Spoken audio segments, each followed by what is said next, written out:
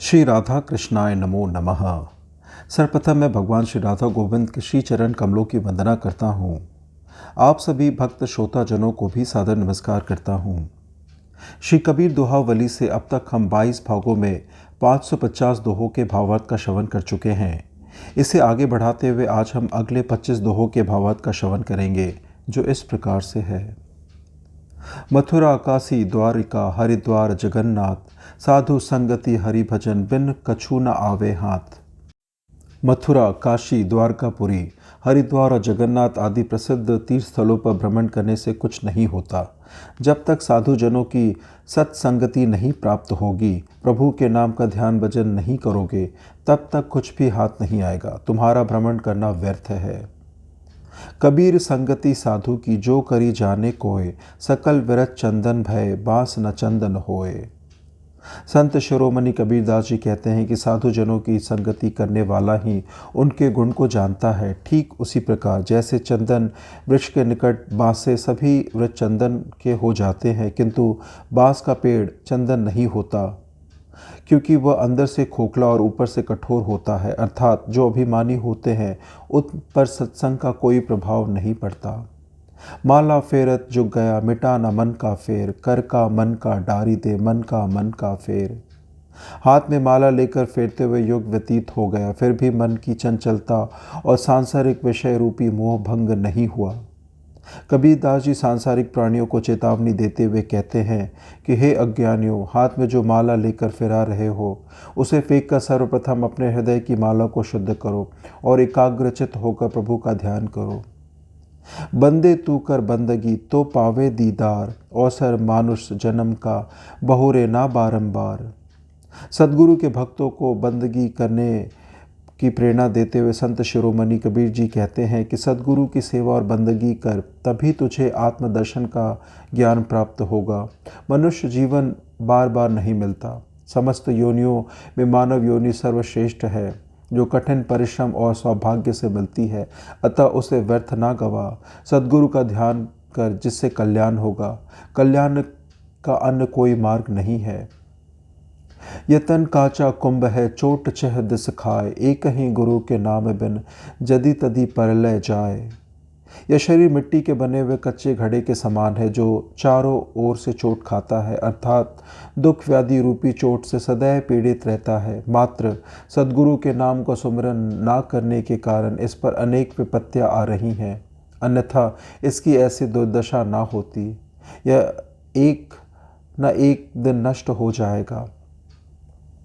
जब मन लागा लोभ सो, गया विषय में भोए, कहे कबीर विचरे के ही प्रकार धन होए।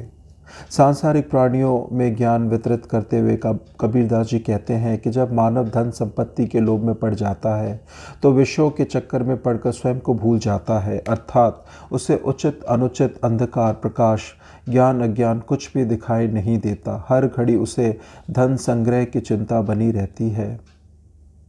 कबीर चंदन पर जला तीतर बैठा माही, हम तो दाछत पंख बिन तुम हाजत हो काही। श्री कबीरदास जी कहते हैं कि चंदन के वृक्ष में आग लग गई। उसी समय एक तीतर पक्षी उस वृक्ष पर आकर बैठ गया। तब वृक्ष ने कहा, हे तीतर, हम तो इसलिए जलते हैं कि हम पंखहीन हैं, अर्थात हमारे पास पंख नहीं है, इसलिए जलते हैं, किंतु तुम्हारे पास तो पंख है, तुम तो उड़ सकते हो, फिर क्यों जलते हो। यह तन विष की बेलरी, गुरु अमृत की खान, शीश दिए जो गुरु मिले तो भी सस्ता जान। यह शरीर विष युक्त बेल के समान है, इसमें सांसारिक विषय रूपी विष भरा हुआ है, किंतु गुरु तो अमृत की खान है, अर्थात वे विषय विकार से रहित है। ऐसे सद्गुरु यदि शीश अर्पित करने पर भी मिल जाए तो समझो यह सौदा बहुत ही सस्ता है। गुरु नारायण रूप है, गुरु ज्ञान को घाट, सद्गुरु बचन प्रताप सो, मन के मिटे उचाट। गुरु को साक्षात परमेश्वर का रूप जानो और सांसारिक विषयों से मुक्ति प्रदान करने वाला गुरु ज्ञान सरोवर का घाट है। ऐसे गुरु के वचनों से मन का सारा संदेह, सारा कलेश मिट जाता है तथा हृदय शांत हो जाता है। गुरु लोभी शीश लालची, दोनों खेले दाव, दोनों बूढ़े बापुरे चाढ़ी पाथर की नाव। जहाँ गुरु लोभी स्वभाव का हो और शिष्य लालची हो और अपना स्वार्थ सिद्ध करने के लिए कपट का दांव खेलता हो, उनका कल्याण कदापि नहीं हो सकता। वे दोनों अज्ञान पत्थर की नौका पर सवार होकर भवसागर में डूब मरेंगे। बंधे को बंधा मिला, छूटे कौन उपाय, कर सेवा निर्बंध की पल में लेत छुड़ाए। जो स्वयं ही बंधा हुआ है, उसे दूसरा बंधा हुआ मिल गया तो वो किस प्रकार बंधन मुक्त हो सकता है। अतः सभी प्रकार के बंधनों से मुक्त सद्गुरु की सेवा करो, जो पल भर में अपने ज्ञान की शक्ति से तुम्हें बंधन मुक्त करा लेंगे। कहे कबीर तजी भरम को, नन्हा है कर पीव, तजी अह गुरु चरण गहु, जम सो बाचे जीव। श्री कबीर जी कहते हैं कि भ्रम को त्याग कर गुरु के सम्मुख अबोध बालक बनकर गुरु के ज्ञान रूपी दूध को पियो और अहंकार को त्याग कर गुरु के चरणों को पकड़ लो, तभी यम की यातना से यह जीवन बच पाएगा। साधुन की झुपड़ी भली, ना साकट को गाँव, चंदन की कुटकी भली, ना बाबुल बनराव। साधु की झोपड़ी अच्छी है, किंतु साकट अर्थात गुणहीन गांव अच्छा नहीं होता। जिस प्रकार बबूल वृक्ष के बहुत बड़े बड़े जंगल से बहुत अच्छा चंदन का एक टुकड़ा होता है, तात्पर्य यह है कि गुणहीन गांव में सदा अशांति का वातावरण व्याप्त रहता है, लेकिन साधु संतों की झोपड़ी में ज्ञान का प्रकाश भरा रहता है। सब धरती कागत करो, लिखनी सब बन राय, सात समुद्र का मसी करो, गुरु गुण लिखा न जाए। संपूर्ण पृथ्वी को कागज मान ले, जंगलों की लकड़ियों की कलम बना ली जाए तथा सात महासमुद्रों के जल को स्याही बना लो, फिर भी गुरु के गुणों का वर्णन नहीं किया जा सकता, क्योंकि गुरु का ज्ञान असीमित है, उनकी महिमा अपरंपार है। गुरु गुरु में भेद है, गुरु गुरु में भाव, सोई गुरु नित बंदिए, शब्द बतावे दाव। गुरु शब्द एक है, किंतु गुरुजनों के भाव, विचारों तथा ज्ञान में अंतर है। उनके मत एक से नहीं होते। जो गुरु चार शब्द का ज्ञान कराए, उसी गुरु की आप सेवा बंदगी करें। कबीर नौबत आपने, दिन 10 लेहू बजाए, यह पुर पटटन की गली, बहुरे ना देखू आए।